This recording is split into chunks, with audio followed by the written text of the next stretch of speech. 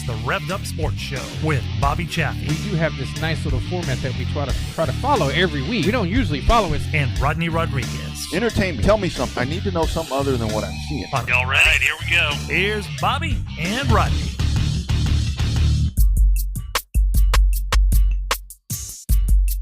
Hello, friends. It is another Monday. It is time for hashtag Real Race Talk. It is the Revved Up Sports Show. We are live from Texas. Showtime. Bobby Chaffee is there. Rodney Rodriguez after another great weekend. And man, we had great racing during the week. And again, that's where we talk about, with everything in Texas, Bobby. It's like, man, I want to go to Money in the Bank. I want to go to the Eldora Million. Hell, we're lucky to have a race here on a weekend, for crying out loud. Did they end up running the Dream? Or did they want to get rained out? No, they ran it. Yeah, they ran it. No, the Dream is coming up. The Dream is coming up. Money in the Bank. Money in the Bank's the one I'm talking about. Money in the Bank for the stock cars, won by William Byron. And then, man, the Eldora, that was some kind of, that was a presentation to say the least. It took a long time to get that race in, though. That's the drawback. Mother Nature didn't help any. I didn't want to get into that. It'd be like, I hadn't planned to spend, 8 hours with this, but it was worth it. It was worth it. Good race. But, man, the older I get, I can only think this long. And it, I don't know, but it's a lot of cars. It's a lot of money. It's a big deal. So it's worth it at the end. And the race paid off. It was a good race at the end. It was. It turned out to be a pretty good race at the end where it came through and had a good, exciting finish. I thought it was going to be kind of boring there when they ran 82 straight laps to kick off that race. I was you get 4 or 5 cars left on the lead lap, but then, cautions breed cautions, but that's what happened.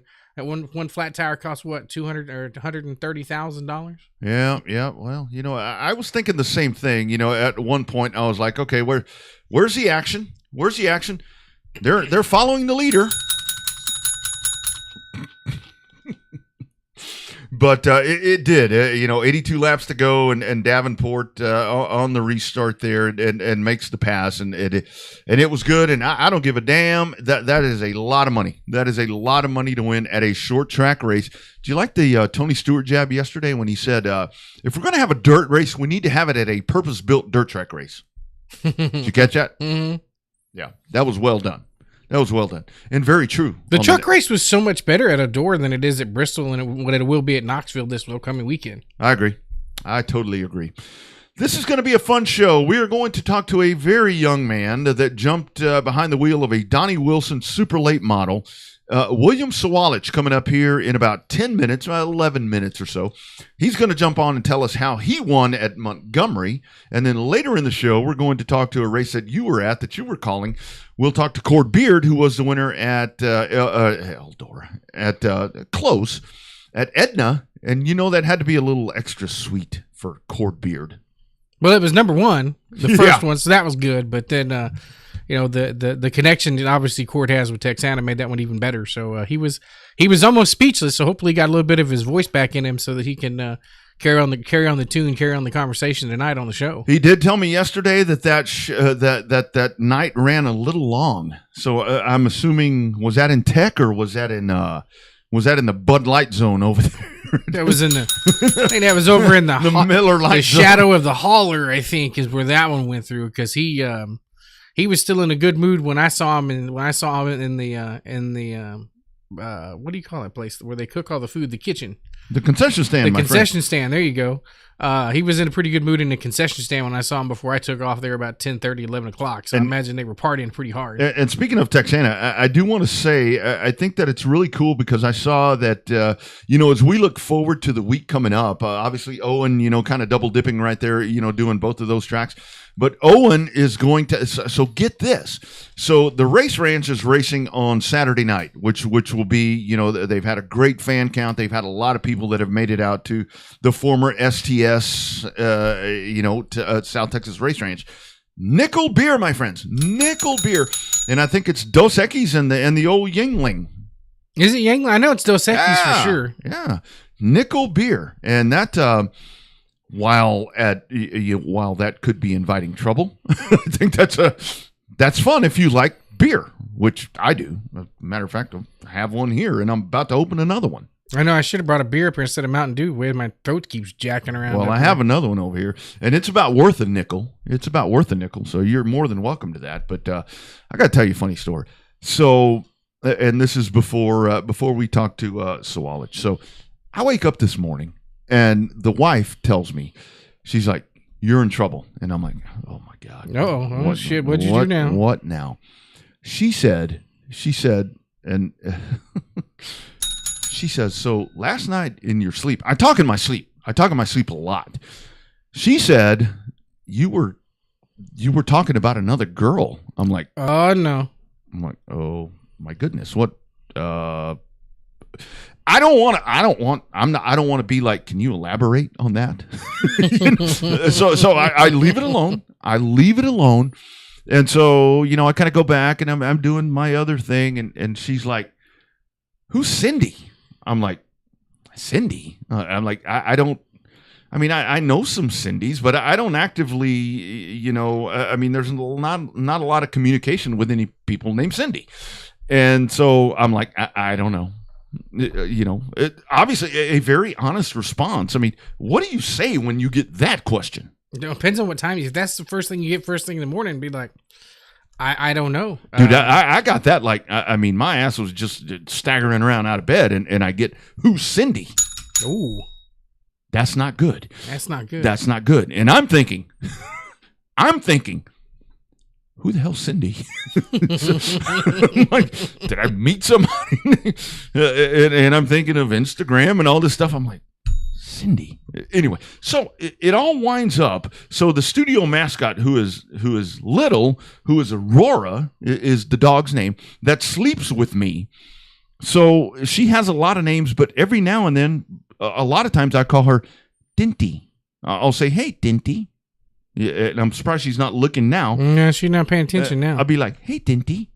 And so I said, as the wife is walking out the door this morning, the dog comes over to be close to me because she doesn't like people to be close to me. And I say, it's okay, Dinty. And Tracy says, maybe that's what you said. That's exactly what you said. She said, because you said, oh, Dinty. I'm like, Monday was saved. Hell, the month was saved. I'm sure that's what I was saying. Honestly, I'm not sitting here to say that I'm, frolicking around with whatever, or whoever, but I'm sure that's what I said, but imagine waking up to that. Hungover, for crying out loud, after watching Daniel Suarez and all the damn racing we had this weekend. Hey, what'd you think of the taco piñata? Was that good or is that offensive in your mind? I'm not offended by anything. But it's a little over the top. I'm like, come on. I thought it was funny as hell. It's much better than the watermelon. Well, now that's where the whole thing is with Suarez. Luckily Suarez doesn't wear his feelings on his shoulders because he didn't give a damn, and he embraces that. Imagine if I know the watermelon with Chastain. Imagine another driver. That would not be good. Yeah, Yeah. But that's the only part of that. But it. Good for him. The guy works his ass off, and he's a damn good driver. That's the other part of it. And a lot of people have called him, not worth a damn for whatever reason. But the guy has worked his ass off, and I'm even prouder for that race team because when you see how that race team has overcome, I got to think for Justin Marks, Bobby, and we can talk more about this on Saturday.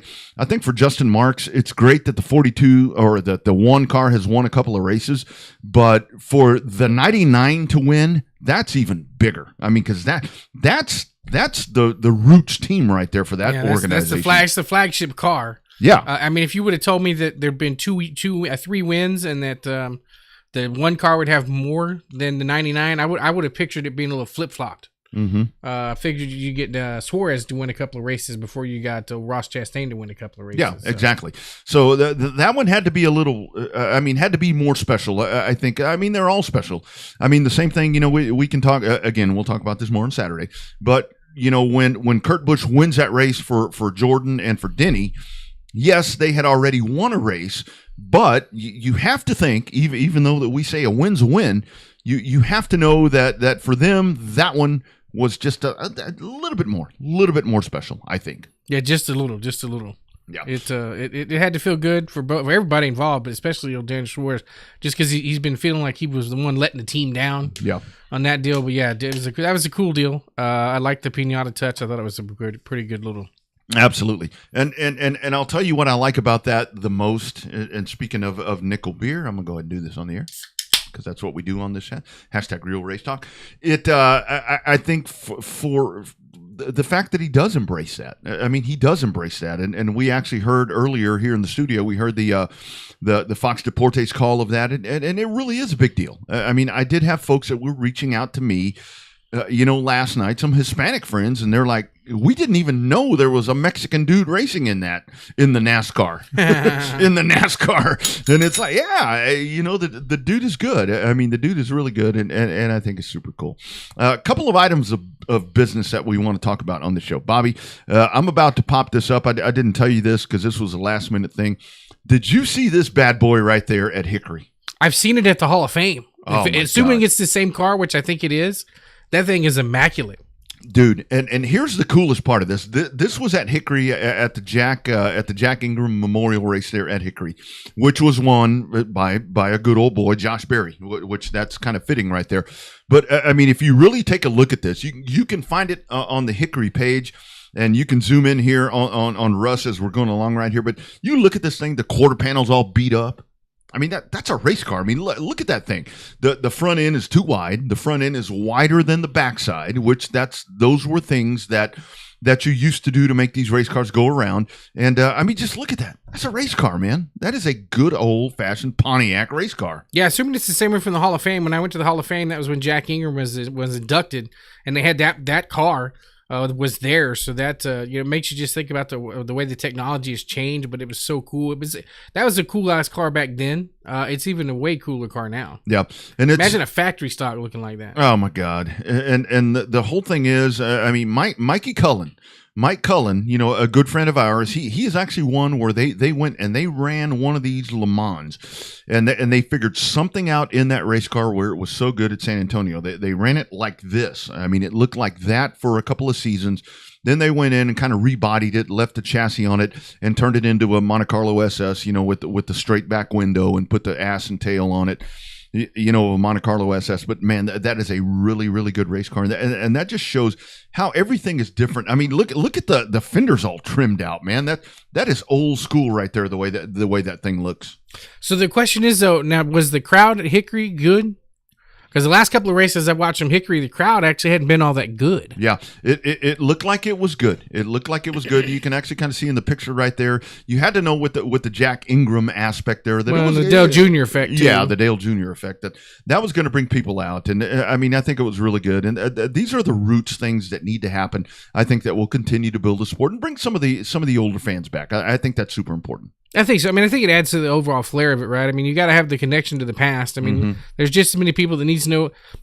When you see a memorial race, there should probably always be some type of race car associated with the memorial race. That's right. That's right. I mean, you see a lot of different memorial races, but it's pretty cool to see the race car itself. Because that just adds another flair, another nut to the bolt in terms of trying to tell you the reason why we have a memorial race out there. That's right. That's exactly right. Let's jump over to the Lone Star Speed Zone, powered by Computer Age Automotive Hotline tonight, as we had a couple of guests. And man, I'm excited about this first one because this young man talking about legends, and this is a to-be legend right here, put on some kind of clinic at Montgomery Motor Speedway, winning in the Southern Super Speedway, or a Southern Super Series, piloting a Donnie Wilson Motorsports entry. This is the man right here. It is William Swalich. How we doing, sir? I'm doing very good. How are you? Man, we're doing well. Thank you for taking the time to entertain us here in Texas, my friend. Talk about that race. It's one thing to get out there and race with the Southern Super Series, but to race with the Bubba Pollards, with these guys, with Boone, with Augie Grill, that right there was a stacked field, and you held them all off when it was all said and done.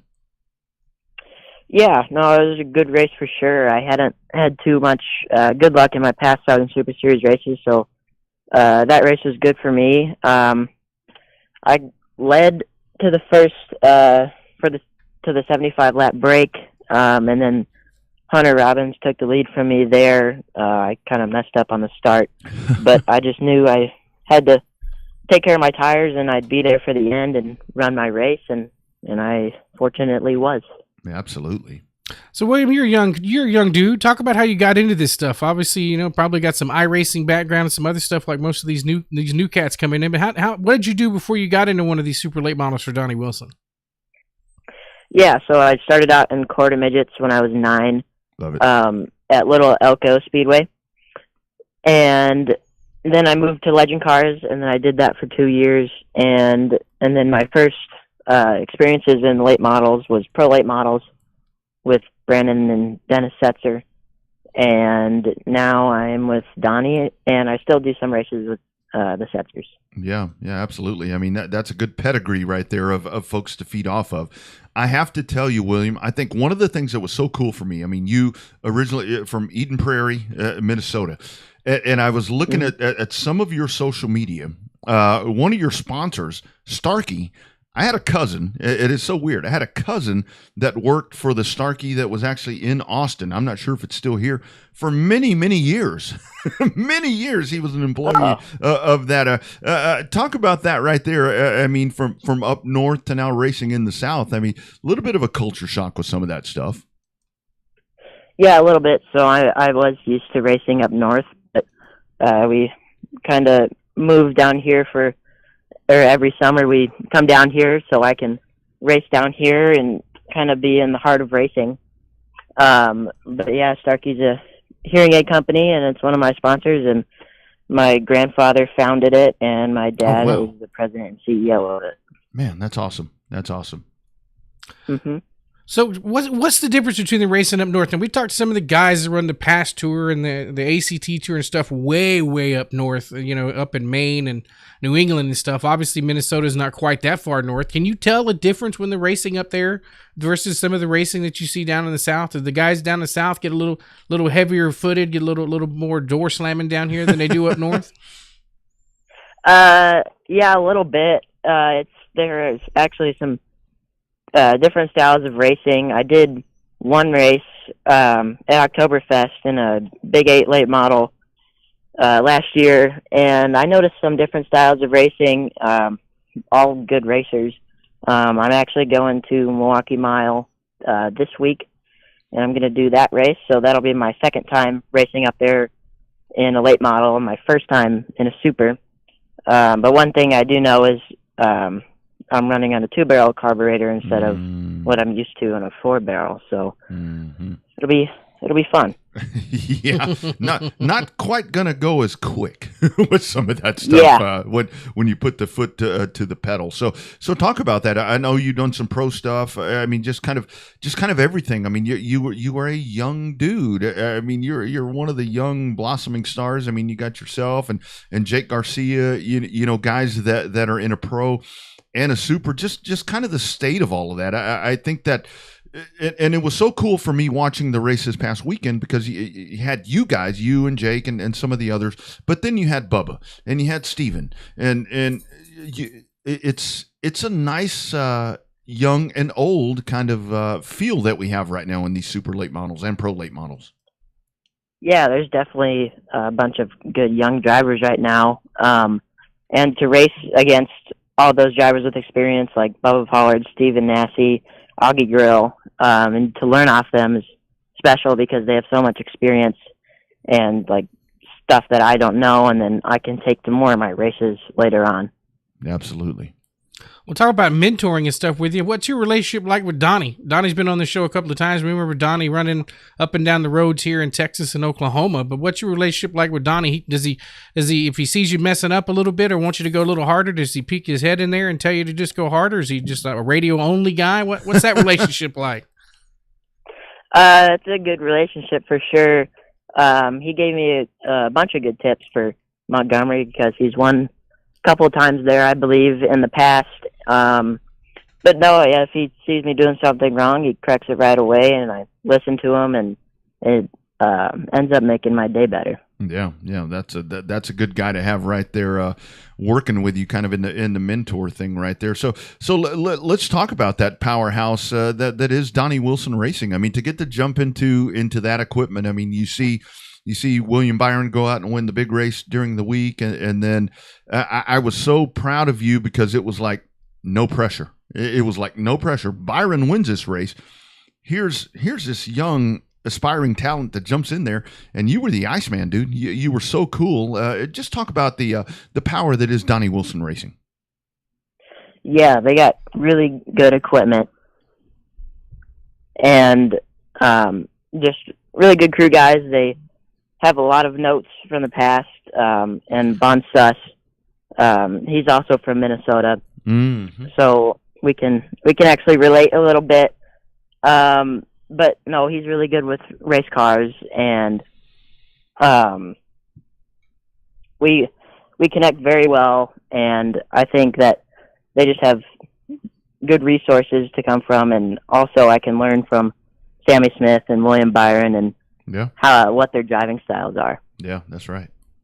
So what's a typical race weekend for you? So you still live in Minnesota, or are you living down south now? How does that work? And what's a typical race weekend for you? Do you show up on a Saturday, or you practice on a Friday? What's a normal weekend look like for you? So we bought a house in Mooresville to kind of be down here for the summer. But I'll go back to Minnesota for the winter and kind of back and forth during the summer sometimes. But we kind of want to stay down here to keep the traveling to a minimum because it definitely wears down on you. Yeah, I bet it does. I mean, that is a lot. I mean, it's a lot. And for you, how about the balance? I mean, to try to do all of this and people forget you're 15 years old and you're pulling all this stuff off. How hard is that for you as being a youngster, yet a great young race car driver? Yeah, well, obviously I have my priorities in school, and I try and balance that. My parents help me with that. But yeah, no, it can have its challenges sometimes, but I just love racing, and that's what I want to do, and that's what I have my mind set on. That's right. At least he's got the priorities of school, right? So what do you tell the girls at school? I mean, obviously, like you drive around in a hot rod, you have a big trophy, some boxing gloves we did this weekend. I mean, what's that like on your social media? Some of them girls would be like, "Hey, hot rod, how you doing?" Well, believe it or not, I have some of that in the past, but try not to get too distracted by that. But I actually do online school, so it cuts down on that. Well, you keep winning these races, dude, and they're it's gonna get worse. So be aware. So be aware. Yeah. We've seen many a good racer get distracted. So keep the big goal in mind. So rest of the year for you. I mean, what's in store? More super races, pro races. I think you even do some of the other stuff. What all do we get to see from you, William, the rest of the year? Yeah, so I still have a bunch more super races with Donnie, and then I'm also doing the Cars Tour Pro Late Model series with the Setzers and their car, and I'll also be doing some late model stock races kind of whenever I can. I'll be doing a doubleheader at the Hickory Cars Tour race, late model stock and Pro Late Model, and also in a week I'm doing the doubleheader at Tri-County. Nice. That's a good thing. I do want to ask you one last question, William. So how hard is it for you? I mean, I know for a lot of young drivers, we talk to them. We Bobby and I try to mentor young drivers in Texas, kind of just keep them on point with, what's important. You are doing a great job talking on this radio show. How important is it for the full package? It's one thing to be pardon my French, a badass on the racetrack, but to tie it all together, to be a good speaker, to deal with media, to deal with fans and all of that. I think that's so important now for you young race drivers. Yeah, I think one mindset I have is try not to deal with the media, just kind of have fun with it, and just kind of talk to the fans sometimes, or just express my emotions or what's going on with the car. And you have to enjoy it. And I do. That's right. That's right. Yes, absolutely. That is so important. And I think that's what people forget. You have to enjoy the ride. That's a big part of it. My friend, congratulations. Thank you for reaching back out and being a part of this. Proud of what you did right there. Proud of what Donnie and them are doing. Keep getting after it, dude. That was a great win for you this weekend. Well, thank you. I appreciate being on the show. Absolutely, man. Anytime. Love to talk to you again soon. No problem. You bet. Take care. See you guys. You bet. Bye. There he is, William Sawalich. I think the guy has his shit together just a little bit. He's definitely got the stuff in order. Dude, that I mean, imagine that. I mean, you get to jump into a Donnie Wilson race card, and I was thinking about that for him as that whole weekend, as that whole race was leading up for the Southern Super Series. It's like I was asking him, and he didn't even refer to it. Where it's like, William Byron just went out and won. Not same car, obviously, but just went out and won that big race, and cool as a cucumber. That's a good guy to have on your team, though. Obviously, absolutely. Because when I was watching the Money in the Bank race, when the wife comes in and she's like, "Wait, William Byron, like as in the Cup, William Byron?" I'm like, "Yeah, he's the one that's been spanking their ass this whole time." Yeah, yeah. And I mean, how about that? It's Sawalich.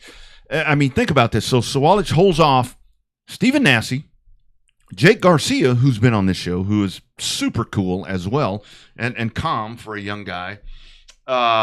Jackson Boone and Augie Grill. That's it. Yeah, that's the only guys he had behind him. Yeah, just a few. And then you had Hunter Robbins in there, and Bubba was up there. And Bubba was up his ass a bunch of that as well. But so now this is where I think with the Southern Super Series, where it's about to get really exciting, because now if you look at the points for the SSS, Nasse's back on top and Bubba is there. Here it comes again. I mean, here we are, 5, 6, however many years it's been down the road. Man, it's about to get really exciting with that stuff. Well, I mean, those two, the two most polarizing guys in the series, are whenever they're on top of the points and right around each other, it's always a polarizing atmosphere. And you see more and more Stephen Nasse fans popping up, but they're not as shamed as they used to be. Realistically, if you want to say it like that, a lot of people weren't. They were closet Stephen Nasse fans. Now you starting to see more shirts, you starting to see more hats, you starting to see more of that Nasse army out there. And I mean, granted, Bubba's just got. I mean, it's probably 2-1. But still, remember at the Derby when they took each other, or when Nasse went in there and half that crowd was anti-Nasse and the other half was pro Bubba. I mean, like it was quick, and those guys being at the top of the points. I mean, that's a good thing for the Southern Super Series. And it's a good thing even for SRL, because the crossover is there. And again, we'll have on Labor Day weekend at Mobile, we're going to have the SRL in with Ricky Brooks and those guys. And we don't have the firm commitments yet, but we're anticipating some of the people that we're talking about here are going to be a part of that show. So they'll come in to run the big half mile there with no wall. So we're looking forward to that. But it really is super late model racing. It's in a very good place right now. And with that race, because like we're talking about with what we just asked him, you got the veterans, you got the young guys, and it kind of has that IndyCar feel to where I don't know, and it was a clean race. It was a clean race with that one, and with the past tour race that I watched yesterday, that was clean as well too. And that's where I am seeing something that you asked him, where I'm seeing the difference right there. The North and South, they race different. It is a very noticeable difference. And people have told us this, but the more that I dig into the North, it's totally different. And it's not a bad different either. I mean, it's not. It's not. The pace to me is a little different with the amount of the pace of the race that they do. I think is a little different. Then you've got obviously the contact. It's not that the guys up north don't race hard. They're just not racing to the extent that you see down south, to where we put it on the edge every single lap. The guys up north seem to kind of have a better feel of it, right? To save the equipment for the long haul versus the way you're running nothing but qualifying laps down here. Yeah. You know, the way that it was set up. So yeah, it seems like the guys up north don't feel the need to lean on each other quite as much, and that's a difference, and that's what makes so many of the races that we see, like with the Snowball and even the Oxford 250, when the guys from down south go up north, is that's where you see that distinct difference right there, and the difference in the driver. But I mean, it is what it is. I mean, I love the disciplines, and even with, you know, we talk about the guys out west on the super late model series. You know, it's like the guys that would come from California, they kind of race like the guys that race north, but after a few times of being, the South comes out in them. And we've watched it. We've watched it with the best one from the West. And after getting rooted out of the way from them boys from the South, them boys from the West Coast are a little more, what's the word I'm looking for? Pissed.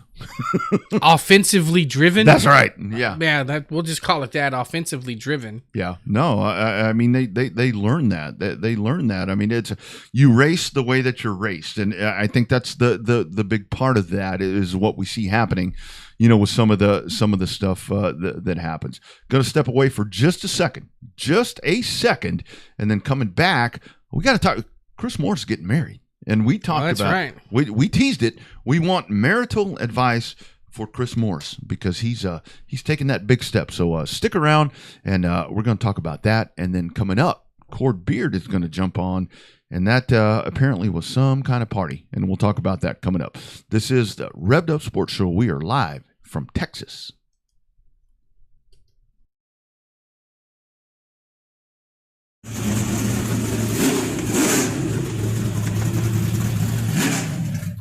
Have you heard about the latest and greatest technology being built around the DFW area? Generation Race Cars and JL Racing, located in Springtown, Texas, are now offering top-of-the-line, state-of-the-art Southern Sport mods and limited modifieds. Generation Race Cars and JL Racing can provide new cars, turnkey, complete bodies, shock revalving, and chassis updates, along with providing trackside setup guidance and a whole lot more. If you're looking at competing at a whole new level, call 817-528-2947 and ask for Justin today. You can contact them through the JL Racing Facebook page to learn more about Generation Race Cars.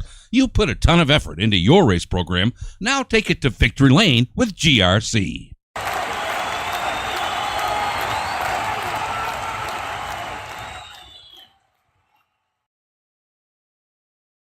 Hey friends, Rodney Rodriguez for your neighborhood auto repair and service shop in Cedar Park and Central Texas. It's Computer Age Automotive. Does not matter, domestic, foreign, hybrid, whatever it is, your auto repair and service. Mr. Gilbert Simmental and his great staff there at Computer Age Automotive, they will be the answer to whatever your problem may be. They've been doing it for 35 years, so that tells you something right there. Check engine light diagnostic, computer reprogramming, computer flashing, computer calibration. Doesn't matter, even the diagnostic stuff. Body control systems, engine control systems, power and battery systems. They have the answer for you. ASE certified mechanics. You drive a diesel, they can take care of that for you as well. It's Computer Age Automotive, the Simmentals. Great folks. Hey, they're racing folks, so you know that they can get stuff done. Been doing it for 35 years and still going strong in good old Cedar Park, Texas. It's ComputerAgeAutomotive.com. Tell them you heard about it right here on the Revved Up Sports Show and Revved Up ATX.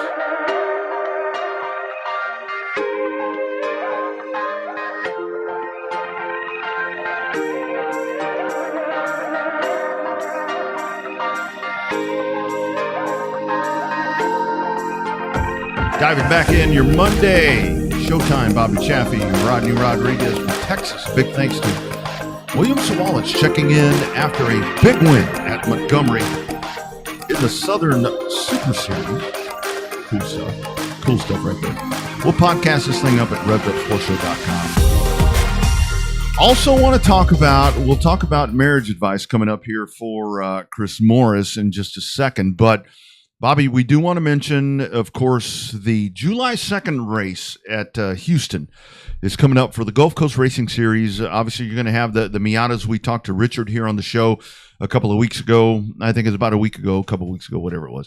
We'll talk with the Miatas coming in. You're going to have the trucks, the modifieds, everything. Check it out at gcracingseries.com.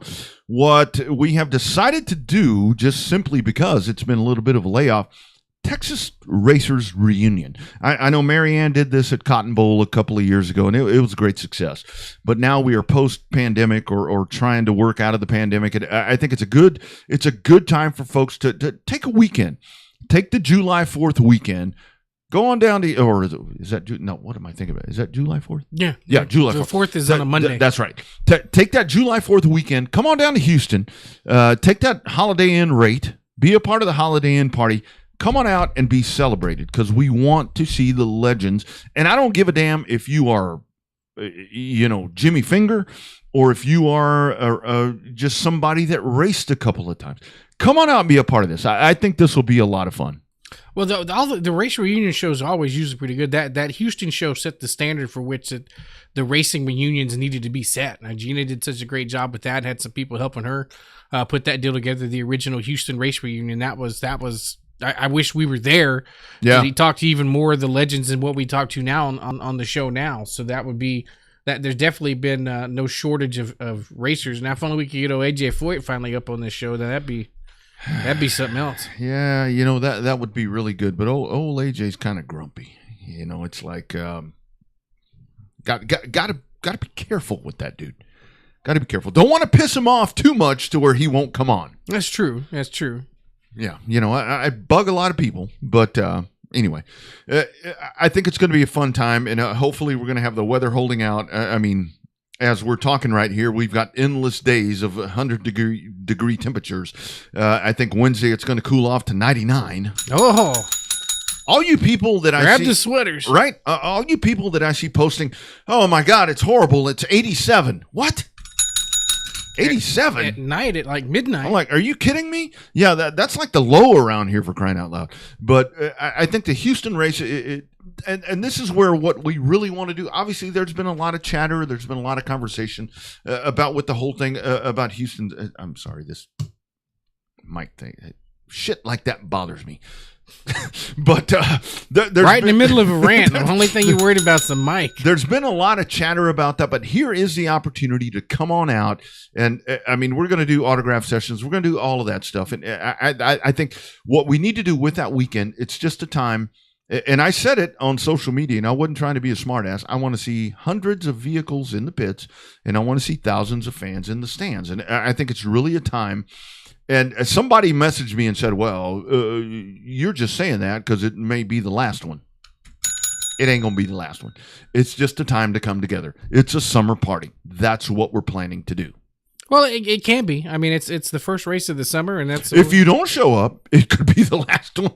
Well, it can always be the last one. Right. We've learned that the hard way. So that's why you should always come out to every racetrack you can, because you never know when the race is going to be the last race there. We've been burned years, a lot of times, years by that. But it's the Houston stuff. I mean, the Miatas is going to be a very interesting race to see. I was actually texting Mason the other night about how that one's going to roll. Is he directing that? I think we as a team are going to try to tag team that.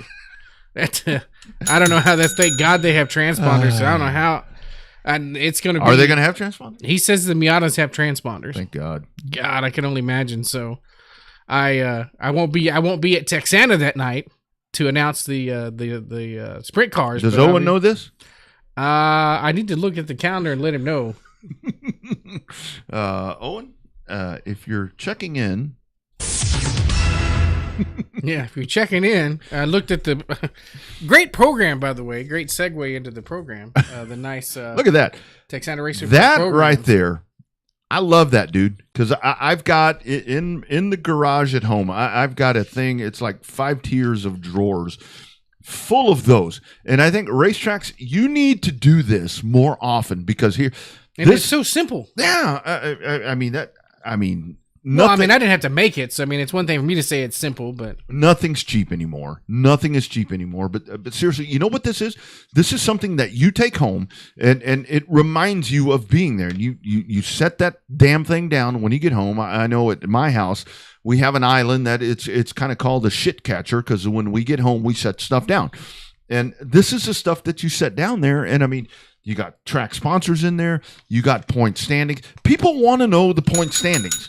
And it kind of sucks that we as race announcers, we're the ones that need to be relaying that. And I'm guilty as many that I forget that. But these are the things right here. Is that an autograph thing on the back? Mm-hmm. Autograph thing. That is old school right there. In the day of all these fancy gadgets and phones and doing these live streams and all that, that right there is how you bring people back. Yeah, 5 page. Let's see here. 2, 4, 6, 8. 8 pages. And it's real. You hear him turning the page. That's right. It's real. You can hear it. Got the menu. That's something that's got to be that most people don't think about. Is the menu. With all the pricing and the hamburgers and the hot dogs, the drinks and stuff like that. So yeah. I mean, that's super cool right there. When you brought that in today, I'm like, man, that's cool. I mean, I remember. I mean, I've got stacks and stacks of those things, and I mean that is a great touch right there, and it is the old school stuff. And what I love about what I'm seeing so much more around with these racetracks, I know we do it in Mobile. We're definitely going to do it in Houston, or the Gulf Coast Series is going to do it in Houston. There's that Jeff Gordon thing again. We, them, whatever. Victory laps. I mean, when I see cars taking victory laps, when I see programs like that, when I see all of these things, checkered flags being given out, I mean, those are the things. It's so funny. As much as the sport has evolved, it's those little things like that really tug at the heartstrings, and that's so important. And great job right there. he was listening. Oh, was he on? Yeah, he says, "I know now." Well, and the thing is, I mean, like I said, I mean, I know those things aren't cheap to produce. I mean, times have changed so much to where I remember, it used to be, and like I said, I've got stacks of them out there to where you went to a racetrack and they had the program that you had every week, and every week they would like take the insert was the only thing that was different. The points and the winners, yeah. The points, and that was the whole thing. I think that's so important. I mean, that's a big deal to me, and that's where that engages people. It's something to have in their hands. I mean, you're holding something that makes you. I think it kind of ties you and makes you a little bit of accountability to the racetrack, because at that point you're invested. You're invested. Mm-hmm. And I remember they used to sell those at Speedorama. They'd sell it for like 50 cents. And if you asked, they'd just give you the damn thing. Mm-hmm, mm-hmm. But man, I've got one of those from it was the race in 94 or 5. There was a big a shootout at CC Speedway. Started the season. Slick won the race in my man Jim's car. And it was, I mean, you go down there and you look at the list of drivers that were in that race, and it was just like that. A very inexpensive insert that they just handed you. And I think that's one of the important things when you go to a racetrack and somebody gives you something in this day and age, when every damn thing costs about $8 million. Mm-hmm. It's pretty cool. So the UT programs, are they digital, like the UTSA ones? Like a lot of that stuff's all digital programs now. I think that you can actually get your hands on a program if you know the right people. But we saw that, I know the last couple of times at COTA. I think we got an actual program at COTA the year before last. The inaugural year there was, yeah. But we didn't get one this year. At TMS, there was not one to be found for the All-Star race. And I seriously think that's important. I don't know. They cost a lot of money and a lot of time to make. Of course they do. Of course they do. But I really think, because I finally read the COTA one a long time ago, about 6 months ago, and I went in there and it explained what is a green flag, what is a white flag, what is a blue flag with the white stripe or the yellow stripe. I mean, people don't know that. Mm-mm. If you're a new race fan, and you get people out there, and I think it's a cool thing. And the most important part of that, I think the most important part of that thing that you have right there, Bobby, is that it has on the backside, when you get all these young aspiring kids that go to the racetrack and they see this, they can walk up to people like we're about to talk to that wins a race, and the guy can write his name down. I think that's the most powerful part of that document that you have right there. And then you can remember, you'll make the connection between that signature and the guy that won the race. That's exactly right. That's exactly right. Let's jump back over to the Lone Star Speed Zone hotline, powered by Computer Age Automotive. And this was the man that parked it in Victory Lane. Sweet win indeed. Bobby, you introduced him. Hell, you call the race. I did. It's the man, the myth, the legend, the super duper tall Texan, Cord Beard. Cord, thanks for joining us tonight on the Revved Up Sports Show. Are you able to recover? Have you recovered now from the party that we heard about at the epic party? Yeah. there wasn't much sleep that got done that night from all the excitement. But yeah, I've caught up now. That's a great thing, and I know when I messaged you yesterday, Cord, and you told me that, I'm like, man, I remember that first win years ago, and yes, I remember that party afterwards. So, how sweet was it for you? I mean, I remember the first time before I won a heat race. I remember the last couple of laps. I think my damn foot was shaking so bad when I was trying to push the accelerator. Walk us through those final laps, and it wasn't an easy thing to do. I mean, you had the heat all over you. Yes, sir.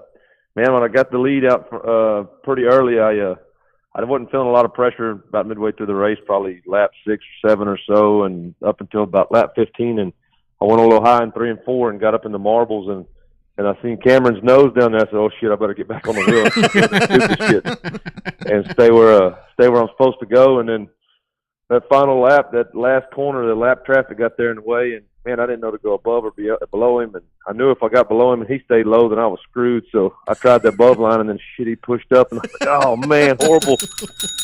And lucky for me, Cameron came in there and tried to pull a bomb's eye slider up there on us, and I was able to check up, and luckily I seen him soon enough check up and dart down and get the bike coming off the bottom and get to the checkered first. So it was very exciting. I love it. So, Cord, talk about your evolution as a driver, how you feel you've evolved over. Because, I mean, obviously we've seen you start out last year in the factory stocks, and slowly but surely the program has been there as you learn more and you race more and stuff like that. How do you feel as though you've advanced along as a driver the last couple of years out there? Man, at first, I guess a lot of people, fear of speed is a big factor for a lot of people. That's never been a fear of mine, and some of my mentors that have brought me into this and stuff. I've been around them nearly my whole life, but just started racing with them the last couple of years, 3 years, 2 years, whatever it is. And they, when I first went out there, they're like, "Hey, you got to find the brake. Like you're going in the corners too fast. You don't have any control." And that was a hard thing for me to learn. Just in everybody's eyes, you just put it to the floor, and until you've had that seat time, you just think you just put it to the floor and haul as fast as you can go, and that person's gonna win it. That ain't how it works, especially on these dry slick tracks like what we had at Texana this weekend. It definitely is. It brings the driver out in you, and you ain't gonna do nothing but get that from seat time. So that's right. Cord, talk about all the guys. I mean, the times that I've gotten to go announce races for you guys. Bobby sees it as well. Calling your races now. Talk about the core group of racers out there. I mean, I know you got a team right there. I mean, you guys, it's kick-ass that y'all are so tight-knit. You get on the racetrack, you don't give a shit. You just race the hell out of each other. But you're all good buddies when it's all said and done. Yeah. As far as my race family race team, local heroes, people I've looked up to, whatever, Tony Blankenship, GW Hessong, Monty Chamberlain, John Leda, and Jacob Burnett, they've all been our little group. And like you said, we get out there, and 9 times out of 10, if one of us get a dent in our car, it's from each other. But it's, we race the shit out of each other, and next week we help everybody put their stuff back together, and man, it's a blast. But there's a lot of other good competition out there. Cameron Story, man, for a 16-year-old kid, he's a hell of a kid, and I love their story from when he got into racing and stuff. It's pretty good, and he's just an all-around good kid. His dad, James, is a good friend of mine as well, and very competitive kid. We didn't have a big field of cars this weekend in the factory stock, but those, Cameron and Johnny Westfall and Chase Sanchez, man, he's gotten up there and competing in the top spots a lot, man. We had some good racing going up there. Yeah, that's right. No, the racing was good. So, Cord, how did you get into racing? Was it just something that some of your buddies were doing, or is it something that you've always done, watched it on TV or whatever? How did you get into this deal? Man, I since I was a little bitty kid when Jody Kuchera opened this track, we always went out there, and I've always wanted to do it, but as I come up and got a job and stuff, I always told myself, don't be one of those guys that blow every dollar you've got on this shit. I always told myself I didn't have enough money to do it. Famous last words right there. Yeah. So I tried to have a little self-control and never did it. And I've helped GW Hessong and back. I don't know if y'all remember Eric Floyd back when he raced. And several of those guys back years ago, helped them. We worked together when I was in high school. And I've helped them for years and just always helped and kind of came and went from it several times. And GW and Jacob both worked for me for the last several years. But we were talking one day. I said, "Man, I'm gonna get a race car." It's and as soon as I said it, they said, "Let's go." I know where one's at. We went to Cuero, and Bryce Barrows had a. I don't remember if y'all remember the '99 Holt car. I do. I do remember that was car. my very first car. We went over there, and I think Barry Bro owned it. And I said, "Son, I'm gonna sell his car right now." Anyway, long story short, we bought the car and went home and just kind of evolved through that. And then I got that Express and sold it and got this 2.5 chassis car now. And this car definitely fits my style of driving a lot better. Yeah. And the support of Justin that builds the cars with on a 2.5. He's always a phone call away, man. He's always sitting there waiting and watching and ripping my ass for what I did to screw up. And you shouldn't have went here. You should have went there. God damn it! You just need to read the track. But he's a great friend. He pours his whole heart and soul into this program that we have. So. Yeah, that's right. And Cord, the thing about it with the factory stocks, I mean, talk about that. It changes all the damn time. It's evolving. I mean, things get faster, guys get better. It's like you look up one day and like some dude's all badass, and it's like, man, where'd he come from? He was kind of sucking the week before, and he's really good right now. I mean, just talk about the competitiveness of that. I mean, that in my opinion. The factory stocks, I mean, that is the baddest ass class right now on the Texas dirt tracks. I agree, man. There's so much competition, and I feel in our area, unfortunately, I mean, I say unfortunately and fortunately, the factory stock class got so expensive. Mm-hmm. So we, kicked off this pure stock class this year, and it's affected our car counts in the factory stocks, but it's also allowed people to have that more economical racing because there's still some hard hitters down there in that pure stock class that are, it's stiff competition down there. But the manufacturer stock class, you make, you see on those slick tires, you make one wrong setup move, and it's you screwed yourself for the evening. It's you're going to be a field filler or a mid pack runner or whatever you want to call it, and not probably pretty good chance you're not going to be in the top spots. We did the same thing. We made some changes last week that changes I've never thrown at the car, and it's some stuff that John Layton and I were talking about, and Rob Stewart and I actually, Rachel Plant's fiance or husband, whatever they are, girlfriend, boyfriend, I'm sorry. He's going to kick my ass. He and I were talking, and it just was along the changes we were talking about making were all the same. All of us were talking the same thing. I said, man, I ain't got nothing to lose. Let's shoot for it. Let's try it. And we did, man. Luckily, it was the right move. It was just some different shit to get a little more drive. I'd loosened the car up too much for the heat race, and it worked on the last lap. I had hell getting around Jeff Moore up there, and finally was able to get him on the outside on the last lap. But I definitely knew I needed to tighten up for the feature race, and we did. Just did it in a different way. Yeah, and it worked, man. It's to get around Cam and stay around Cam. Cam is a pretty good driver, man. He's a very patient. Young man. I've actually never seen Cameron throw a Hail Mary slider like that before until just then. I was kind of glad he did because it took him a while to get his traction back. Gave me a chance to get back down there and get back to the checkered first. So. Yeah, no doubt. So, Cord, let's talk about Texana as a whole. Obviously, you've invested quite a bit in the facility down there, and it's starting to show. So people, when you got to look in the right spots and see where the good stuff is happening down there for you. What we joke with promoters and owners all the time about different racetracks, and jokingly what we ask them is, "What the hell were you thinking?" But I mean, it seems like you've really, I've seen the improvements firsthand. Going out on the racetrack when it's said and done, seeing the new wall, seeing the new lights. Obviously, the new grandstands are there, but you made a lot of capital improvements down there, and it seems like it's finally kind of paying off with the field and the field coming in and the fans coming in. Yeah, sure. It's man, my first when I started helping Owen take care of when Dinsman still owned it, safety was huge. Man, there's a bunch of stuff that had just gotten let go over the years that overlooked. That grandstand that's right there next to the announcing booth. Man, those things were. I'm very surprised nobody ever fell through those. So for me, safety was huge even before I owned it. I called Owen one Thursday, I believe, before the big November show. It's like, hey man, we need to barricade these things off. These things are in bad shape. He's like, dude, do it. If you think somebody's going to be hurt, do it. So we put some barricades up. Now, I never really I still don't want to own a racetrack. I don't. The shit that Owen has to deal with out of, and it's the race car drivers, man. There's just so many people that want to bitch and gripe and get on Facebook and blast the track and blast the motor. And and they don't realize the impact it has on people like Owen or myself. And it's just, man, I deal with plenty of that bullshit during the week at work, and I don't want to come to my hobby and do it. But the previous owner was wanting to turn the place into a RV/trailer park, and it's a place that was very special to me growing up. And so I told Owen, I said, hey, man, if I buy this thing, you want to keep running it? And he said, hell yeah, man, whatever. So love it.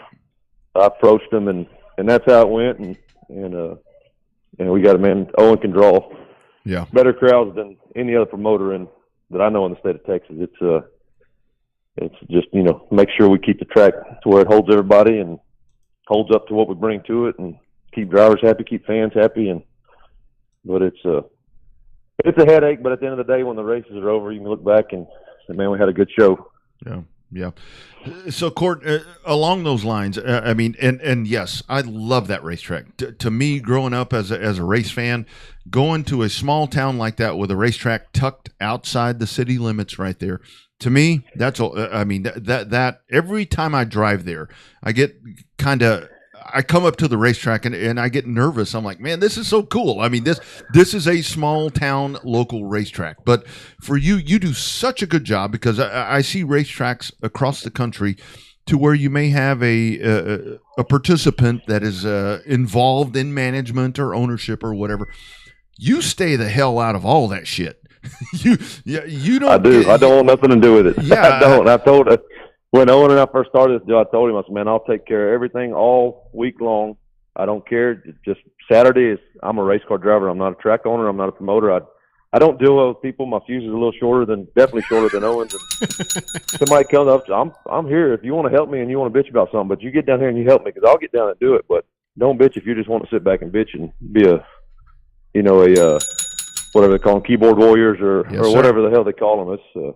But I don't want nothing to do with Saturdays. I told Owen when I started racing, or when I bought the track and I was racing, I said, hey, if your tech man comes across and I come across that tech pad and I got something illegal, you black flag me or disqualify me just like anybody else. That's the only way this is going to work. But great advice. What a concept, too. I love that, man. I know that some probably don't. I'm dead honest though. If they find something illegal on my car, you get. That's the only way. Because if you push me through and somebody sees that's your customers, your race fans, your racers, they're integrity. They're not going to. Yeah. Right. They're not going to continue to come to the track if you're going to let them, the owner, run through the tech pad just how he pleases. That's right. And you see it a lot. You do see it all over the country, and that's been the downfall of a lot of racetracks. But definitely at Texana, that's not a problem. Talk about the racetrack as a whole. Obviously, I was talking to somebody in the tower, and I did not realize how long that track had been there, through the different owners. But that place has been there a long time. There's been a lot of really good racing from the Southeast Texas market down there. Yeah, there's a man by the name of Jody Kuchera that built that thing, and he actually still comes to damn near every one or maybe every one of our races. He built that place in 1987, which was actually the year I was born too. But he built it, and I think he owned it up until somewhere around 2000-ish, maybe a little after. And then that Bob Ort out of Victoria bought it. He ran it, and he was one of the racers that tried to drive in and on the track. And seeing it firsthand, I could see how it didn't work. So. And then he ended up selling to Bruce Tesh. Bruce knew immediately that he couldn't drive and run the track, so he ran it for a while, and he owned it, and Tony Blankenship ran it under him. Kim Brewster, how do you say his name? Brewster. Mm-hmm. And then Densman's bought it, and then Owen came. So, it's been through a lot, but, the track it's been, I don't know how many times it's been open and closed, but somebody always seems to save the day. When I heard it was going to get turned into a trailer park, I was like, man, I can't let that happen. Somebody will help us get through this. Yeah, no doubt. And I'm glad you did. Because that is a treasure. I love that racetrack. So talk about it for you, Cord. Now, so the rest of the year, obviously that's your hometown racetrack right there. You're going to be doing your racing right there. What all do you have in store for the rest of the year? I know the race ranch is going, I-37. You kind of got a trifecta right there that happens. I know you've been to CBS. What all are you going to do the rest of the year? So my one big show that I really want to make is the King of the Hill. I love that show. I raced it last year, and man, those guys from up there in East Texas and Louisiana up there, man, them guys they're I don't know what you call it. They're definitely aggressive, but they're all damn good drivers. Yeah. And man, it's a blast to get to race with those guys because you better get up on the wheel if you want to compete whatsoever. But I want to make my way to the race ranch at least once this year, and then Cotton Bowl at least once. Those two are my favorite, and 37. Those 4 tracks are the Cotton Bowl Race Ranch, Texana, and I-37. They're all the 4 tracks I always try to make. But this year I've kind of backed off a little bit. I'm not racing quite as much as I used to, and I say used to in the last couple of years. We went all over racing every weekend. But it's my kids are getting a little bit older, so I was missing a lot of things with them, and I got to get some time with them so I don't lose it and never get it back. So. Right. Yeah. It happens fast, way fast. Yes, sir, for sure. So, Cord, what's your take on all the tracks seeming to work together? It seems like it's a good little ecosystem down there, especially when you get with the Race Ranch and Texana, obviously with the coexistence that they have there, and then you got 37 working its way in, and Cotton Bowl factors into it a little bit, but Cotton Bowl's still a little too far away to be the main driving force down there between the other 3 tracks. But from a racer, not necessarily the owner, but you can talk to us on that aspect too. I mean, how do you feel about, from a racer's perspective, the owner's perspective, those 4 tracks working together? I love the idea of it. I mean, it's obviously with Owen promoting both Race Ranch and Texana, we have to make sure our schedules don't clash. Yeah. And then, with 4 tracks being involved, there's just going to be nights that we have to race the same track's got to race both nights. But me personally, I love Cotton Bowl, though. Cotton Bowl is a badass facility, badass track. Those people poured a lot of money in that place when they built it. I like the place. And then I-37, as far as racing, I love the racing surface over there. The track's always been fast for me, and just been one of my favorite tracks to actually drive on. But they all 4 have something special to me. That's why I've always liked these 4 tracks. Yeah. No, it's good ones. So lastly, Cord, and thanks for the time on a Monday. Talk again about all the folks that take the owner hat off, all the people that do such, that make this racing fun for you. I mean, get you on the racetrack, help you out. And that's a funny thing. As the track owner, on Saturday, you're just a race driver. Talk about all those great folks. Man, so as far as the car goes, like I said, Tony Blankenship, GW Hessong, Monty Chamberlain, John Latha, Jacob Burnett. Those are my guys that, man, we lean on one another for help, for advice, for you help me, I help you type situation. As far as the racetrack goes, I've got a guy that works for me by the name of Hector. He's taken over before this year, I took care of making sure everybody I own a little construction company here out of Edna, Magnum Services, and we take care of keeping the yard clean. I mean, everything clean, mowed, and unfortunately, we got a pond out there in the middle of the track, so every time it rains, we got to pump water and just all of that bullshit trying to keep everything dried out. But Hector does a fantastic job keeping up with all that. And Owen putting the flyers out and getting everybody coming to the track, and Saturday night, of course, running the show and all of that as well.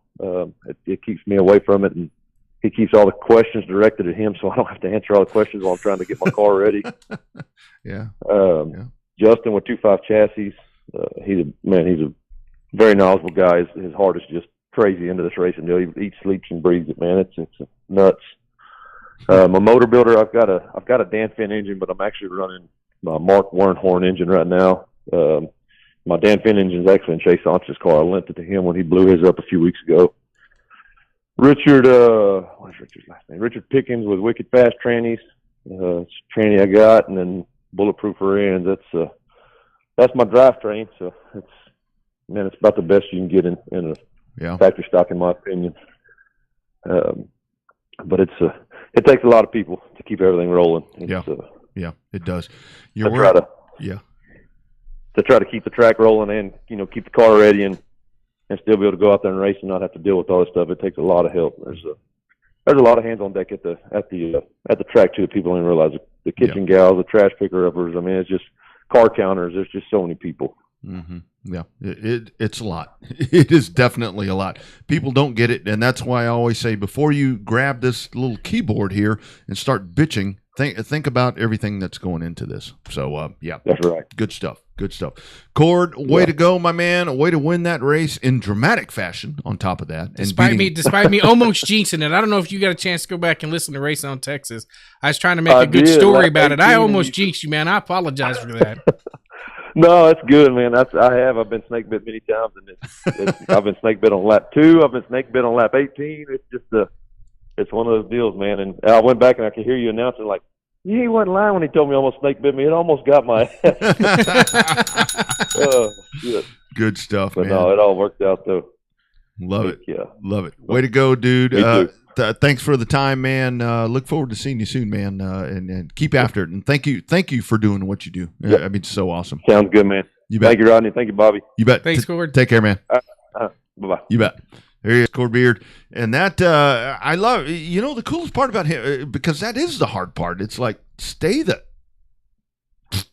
out of all the other shit. I mean, it's hard. You never see him involved in all that. When people are bitching, he never responds. It's like, and it probably takes a lot. It probably hurts his tongue because he's got to bite his tongue so hard, like we've seen a lot of. Because he likes to cuss. He likes to cuss. He fit in perfect with this show, didn't he? Hashtag Real Race Talk right here. I mean, I remember back trying to help Cody run the Tom series. Like, it was so, we tried to get everybody directed to come to me. If you got a bitch at me. Monday, Cody had a different deal where it's Monday through Thursday, you could kind of bitch at him. Friday, Saturday, into Sunday, come bitch at me. Because that's the way it had to work. Because he, I didn't want to take him away from the racing. Because it's hard. Cord does a really good job at separating himself from as we said the BS of running the racetrack. I mean that's you get Owen is the main point of contact to come through, and if somebody's not happy, then they go to Owen, and then that's Owen nips it in the bud. But it's been fun to go down there. I mean it's a little bit of a drive for me. Oh, I love that. But place. it's a fun, man, when you get used to taking a 111 down there. Oh man, go through Yoakum and kind of in the middle of nowhere. Seriously, to me, that place, every time I go there, it feels to me like Speedorama. And it's so funny because like all that I have to correlate to the dirt tracks is the pavement tracks that I grew up going to. Well, not counting this example, because to me, when I go to Heart of Texas Speedway, to me, that is Five Flag Speedway. I mean, just the way everything is set up, the whole presentation, everything. It is Pensacola, and being one of the benchmark racetracks. But to me, like when I go to Edna, I mean, that really is. It's like Austin. I mean, from everything to the pisser out there, that's the old Speedorama restroom, and the beer stand. I mean, to me, that's it's homey. It brings you in. It encapsulates you to want to be a part of the show, and with that program right there, I mean that's really what it's all about. And I ended up with 2 of these. I'll let you keep this one. Oh yeah, that'd be cool. To me, for Cord, I mean the capital investments that you talked about that he has made there. I mean the whole thing with the wall, the place is so clean. I mean I haven't been there this year. I'm hoping to get there at some point this year. But to me, you roll up to the place. It's always clean. It's always pristine. You go walking up there, the additions of the grandstands and everything and that's Cord. I mean, that's Cord. I mean, Owen is the one that pushes everything out the door. But I mean, Owen's, that's a good team. Those 2 dudes together right there, because we've talked about it so many times. With a promoter, what makes a good promoter right now? Your damn owner, because you don't own the place. Mm-hmm. You don't own the place.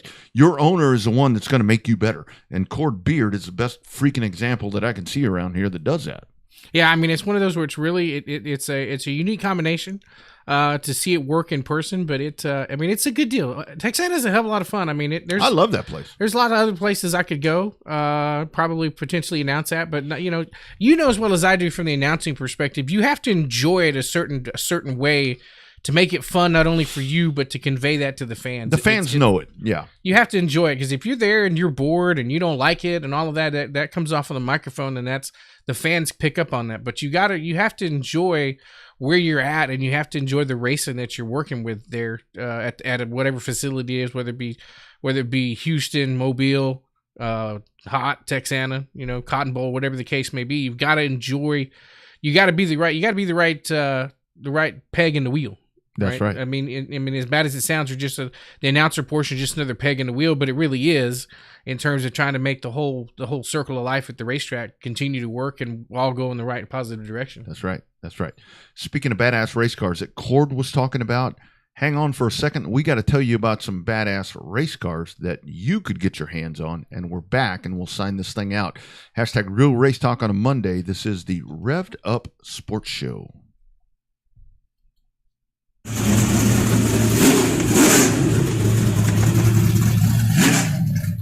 Have you heard about the latest and greatest technology being built around the DFW area? Generation Race Cars and JL Racing, located in Springtown, Texas, are now offering top-of-the-line, state-of-the-art Southern Sport mods and limited modifieds. Generation Race Cars and JL Racing can provide new cars, turnkey, complete bodies, shock revalving, and chassis updates, along with providing trackside setup guidance and a whole lot more. If you're looking at competing at a whole new level, call 817-528-2947 and ask for Justin today. You can contact them through the JL Racing Facebook page to learn more about Generation Race Cars.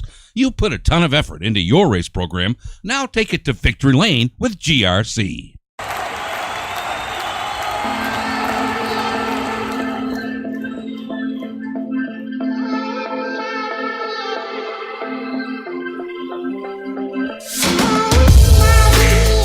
Hashtag Real Race Talk on a Monday. A big thanks. William Sawalich checking in, the big winner at Montgomery in the Southern Super Series. And just a great conversation right there with Cord Beard as he wins at Texana. And he double dips. He happens to own the place, for crying out loud. All that. We'll get it podcasted up at RevvedUpSportsShow.com. Bobby, back to the original topic. So our man Chris Morris, him and Brenda there are they're going to tie the knot. They're going to tie the knot. Marriage advice, and again, this is not Dr. What was that? Dr. Ruth. Well, I thought you said Dr. Phil. But... Oh, Dr. Phil. We're certainly not Oprah. Neither one of us are that rich. But so your comments of folks that are still checking in here for Chris Morris, and the good thing is Chris Morris has him a lady that likes racing. So he's already off to a good start. That's half the battle right there. That's half the battle. So what makes a strong marriage besides you being right all the time and me being right all the time? Yeah, right. The biggest argument, and me not talking about my dinty. The biggest argument I've ever had with my wife, and I think I've told this story before, is we were arguing about something. I think we might have been something really stupid, like the colors of the pillows on the couch or something. And I smarted off and said, "What makes you more upset? The fact I'm always right, or the fact I'm never wrong?" Oh, that was probably the biggest fight we've ever had. Because clearly I wasn't right, and clearly I was wrong. But in all seriousness, no, I think that you got to find that right tag team partner. That's you really right. do that, and it's hard to do. Those that have found it have been really successful at it, and it's realistically the joke you and I will both joke about is just let her do whatever the hell she wants. That's another good way to make it work, because if you let her do whatever the hell she wants and she works with you normally, if that's the way it's wide open like that. So that's the only advice I've got. It's a battle.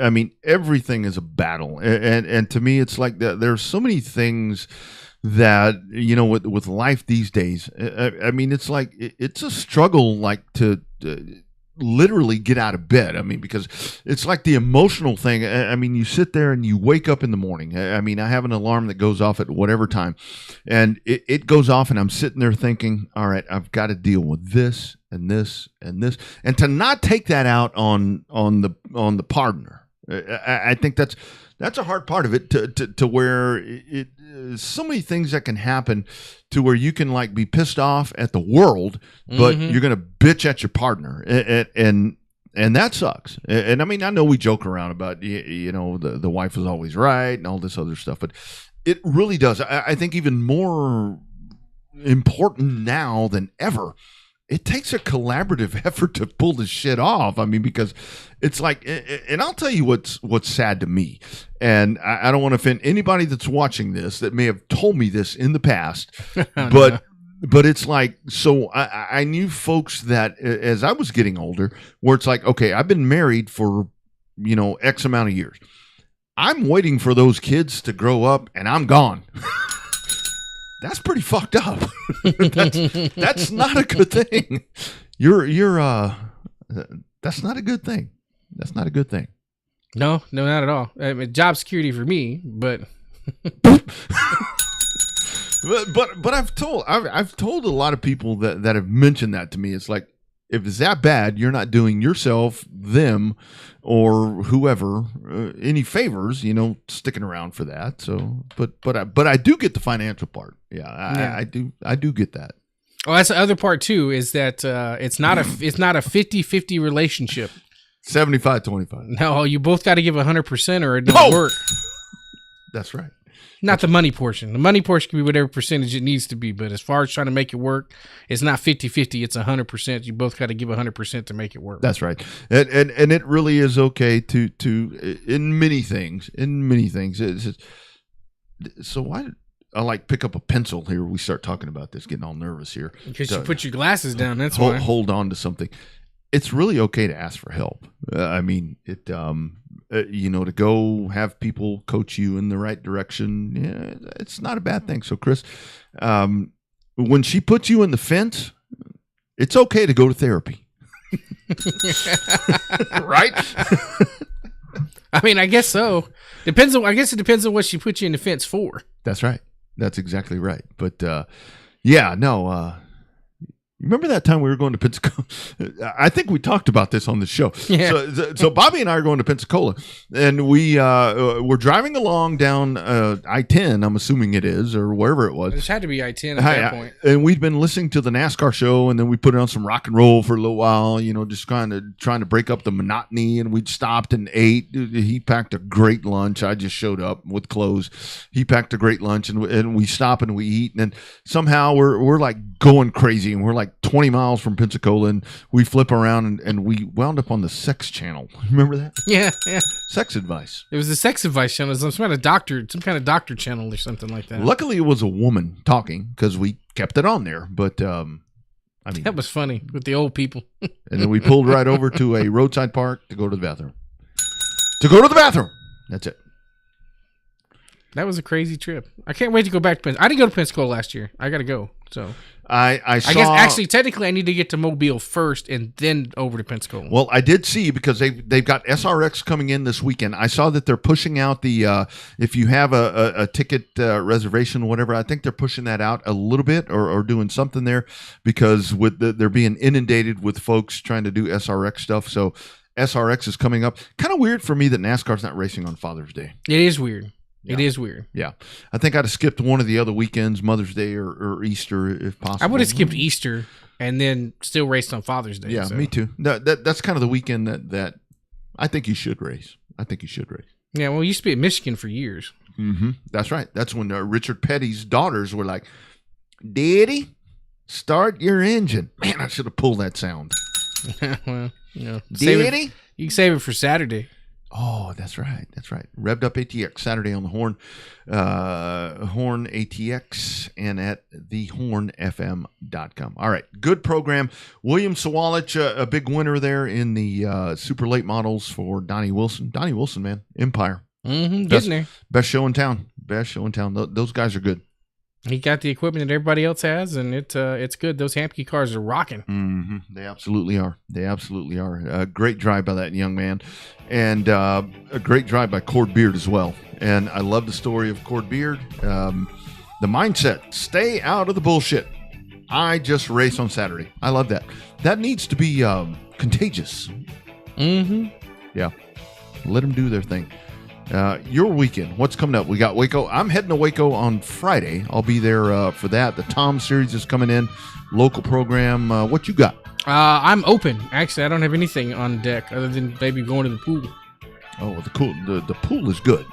I would like that a lot. They go to Lockhart, get some barbecue. I'm not sure yet, but it depends. I hadn't figured out from the dads and the father-in-laws what the hell's going on, so I'll figure that out too. That's on Sunday though. Saturday's wide open. That's right. Good stuff. Hashtag Real Race Talk. Y'all check in RevvedUpSportsShow.com. Be good, everybody. Remember the dads. It's coming up. Father's Day. We're back next Monday with the Revved Up Sports Show. Be well, everyone.